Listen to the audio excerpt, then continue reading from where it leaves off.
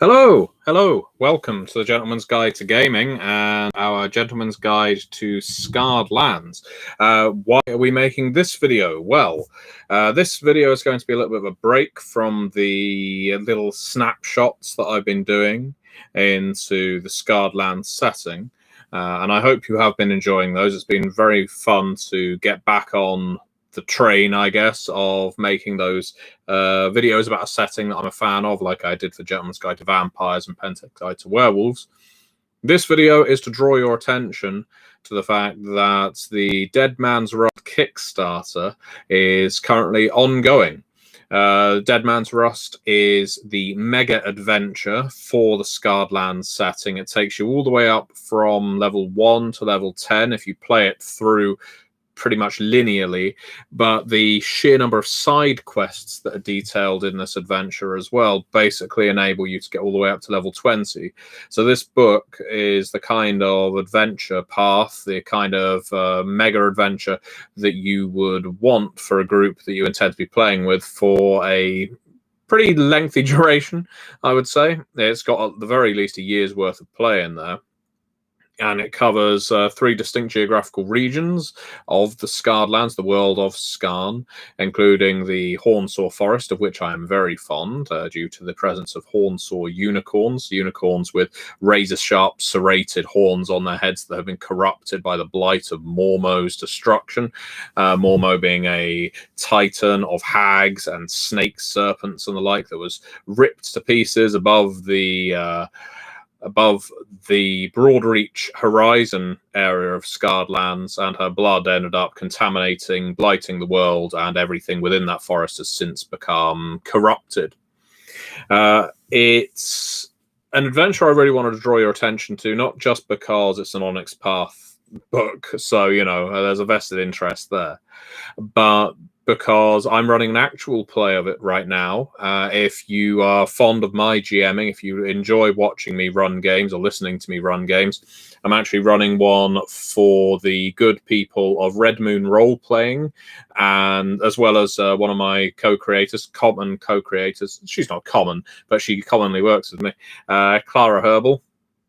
If you are a fan of my actual play of The Family for Vampire the Masquerade, or The Sacrifice, which Clara ran, if you've watched either of those, listened to either of those, you will enjoy this one as well. As we go into a segment of Dead Man's Rust, we're not going to be going all the way from 1st level through to 20th.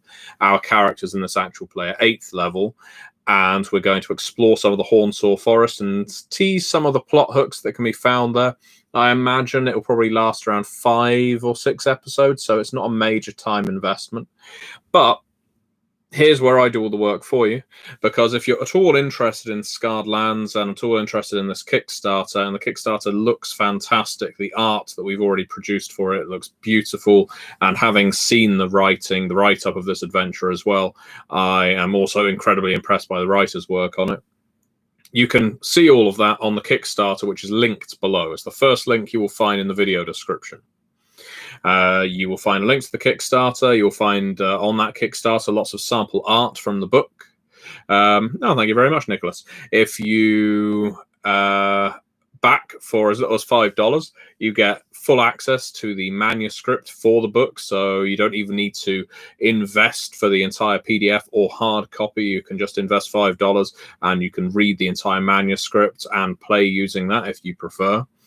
But as well as that, I have also linked below. The second link you will find is a link to the first episode of the actual play I'm running for Red Moon Role Playing.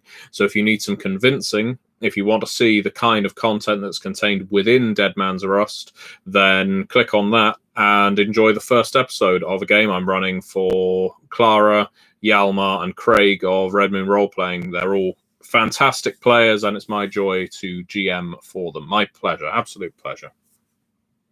So there's that, and hopefully that entices you. I'm always happy for people to ask questions about Scarred Lands, my relationship, my loves of D&D, Pathfinder, and so on. I see Rogue One would like to see more Achtung Cthulhu with Gentleman Gamer. why I got it, and now play Shadows of Atlantis with the gang. I've not played much Achtung Cthulhu recently, Rogue One, although I have been running a lot of Call of Cthulhu, as well as Cold War Cthulhu, or Call of Cthulhu. Well, World War Cthulhu Cold War, I think, is the full title. I'm running both of those for my Patreons, two different groups of Patreons as well. One is set in the 1920s, one is set in the 1970s, and those games are going well. We've only just started the Cold War one. And by the way, if you want to ask me any questions that aren't Scardlands related, you can do so. What I would dearly love, is if you are at all enticed by Scardlands based on this video, and this compels you or intrigues you enough that you decide to back the Kickstarter, if it's not too much trouble, please leave a comment on the Kickstarter. Just say that you came here by way of the Gentleman Gamer or Matthew Dawkins. Matthew Dawkins sent me here, something like that. I don't get anything for that. I don't get pay. I don't get commission, nothing like that. Really, it's just a way of measuring whether my making videos like this has any sway on someone's interest. I should go into what Dead Man's Rust actually contains, in fact.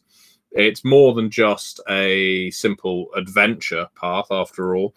It contains everything that's horrific and environmental about the Scardlands setting. I've mentioned in previous videos how much I love Scardlands for the fact that the environment is very much a character that you have to fight against or endure, because so much of the world is hostile to you. And the real threat of the Dead Man's Rust of the title, which is a disease that is sweeping this particular part of the Scardlands, is quite pernicious and corrosive, as one would imagine rust could be. And first starts about striking the people. You can play the Hollow Legionnaires. Hollow Legionnaires are one of the peoples exclusive to the Scardlands setting. They're souls that are bound to animated armor, or the armor animates once the souls are bound to them. You can play these characters, and they're present in Dead Man's Rust, along with the other Scardlands unique people, such as the Ironbred, who are horse people, the Manticora, who are Manticore folks, Asathi, snake people, Slytherin, rat people, and so on. One of the reasons I'm a big fan of Scardlands is because it is unafraid of exploring lots of different peoples beyond the usual dwarves, halflings, gnomes, elves, and orcs, of course. And while they are all present, there's lots of elves in Dead Man's Rust. You've got over a dozen different clans of elves represented in this book that you will encounter during the course of the adventure, that adds to a politicking and cultural element to the game, which I find quite interesting. It's not all just attacking monster. There's lots of mystery to it. You have to find the cause of the Dead Man's Rust. You have to fight the necromancers of Glivid-Ortel, a city of necromancy that is using the Hornsaw Forest for its nefarious ends, and the fact that it's been poisoned so much. Yeah, there's a hell of a lot to sell Dead Man's Rust, in my opinion. I think it's a really strong adventure, really well written, and as I pointed out earlier, the art looks beautiful. So even if you're not a traditional fan of D&D, I recommend checking out the Kickstarter if any of that interests you at all. I think, for me, the biggest selling point is having everything in one book that can take you from level 1 through to level 20. And beyond that, it's the unique aspects of the Scardlands setting, which I find incredibly appealing, and I know a lot of other people do as well. We've already hit the funding target on this book, mind you, so anything we get at this point just unlocks more and more stretch goals. And right now, we are unlocking lots of electronic play software, like tokens and maps and so on, for Astral Tabletop and other online play venues, which I think is important, because right now, of course, with lockdown in various places around the world, most of us are only getting to play online. I only get to play online. All the games I run and play, I'm just doing all of them online right now. So having that kind of information available to me, those kinds of resources available to me, is a real selling point for my money. But anyway, with all that said, please do check out the Kickstarter. It'll mean a lot, and it's a really special game. The team behind it are a really talented crew. I didn't write on this one. I'm approaching it as a fan, but I would really love to see it do even better than it currently is. And yeah, as I said, if you do go over to it, if you do go over to that Kickstarter based on this video, just leave a comment in the Kickstarter to say Matthew Dawkins sent me here, or words to that effect. It's useful for me because I like to know whether people are interested in what I'm saying. Rogue One says, I would really love to look in something D&D-ish again. We played Swedish 91 D&D Expert during the 90s and a bit into 2000s, then break again on it in 2017. And now I feel like I like a substitute. Yeah, lots of people like games that are fantasy equivalents. Pathfinder, Rune Quest. There's lots of OSR material as well. Pugmire, Monarchies of Mao as well. That's D&D equivalent or adjacent. So yeah, there's lots of 5th edition or D&D-esque games out there that can scratch that itch if you're in need of fantasy, wizarding, and monsters. But if you're a fan of D&D 5th edition, and I think it's a really strong rule set, then Scarred Lands, Dead Man's Rust certainly has you covered. What I've also done, if people are interested, is I've linked in the description below the Scarred Lands Player's Guide on Drive-Thru RPG, which you can get in print, and the Scarred Lands Creature Collection, which you can get in print from Drive-Thru RPG too. Because I think they're beautiful books, especially the Creature Collection. You might be able to see it behind me. In fact, I know you can. It's up there, on top of those Vampire the Masquerade City source books. What does the title Dead Man's Rust mean, Nicholas? Well, Nicholas, that's a good question. Dead Man's Rust, without going into too many spoilers, is a form of infectious disease, a contagion that exists in this particular campaign. It's Dead Man's Rust because it primarily affects the Hollow Legionnaires that are, by any rationale, undead. They are souls that have been bound to armor. You can play them. It's a playable people in this game, along with all the other interesting Scarred Lands creatures. So many that you can play that you can't in generic D&D, or vanilla D&D if you prefer. But yeah, that's what it is. It's a rust that basically corrodes them and corrupts them and makes them fall apart. So Dead Man's Rust. There you go. That's the clue of the title. Now, characters playing may not know that immediately. It's part of the mystery of the game. It's not too big a spoiler to tell you what the title means, but there you go. So let's see whether we can get 5 questions out of the people watching live. I've clearly picked a poor time to stream live today, just based on the live viewers. It does seem to vary, is something I need to get better at.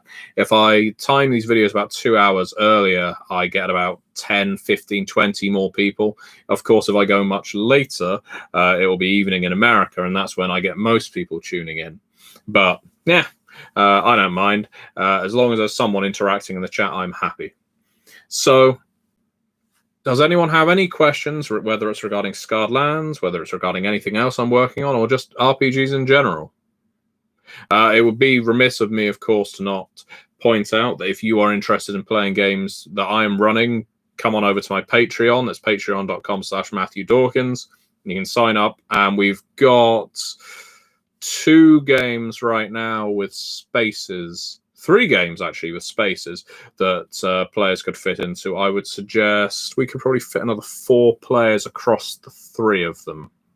Right now, I'm running Vampire the Masquerade, Broken Rooms, Call of Cthulhu, and World War Cthulhu Cold War. Those are my 4.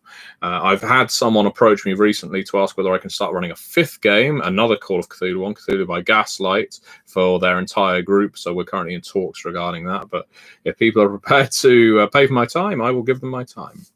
So yeah. If I'm not seeing any questions, what I will do is I will take an early exit and get myself something to eat.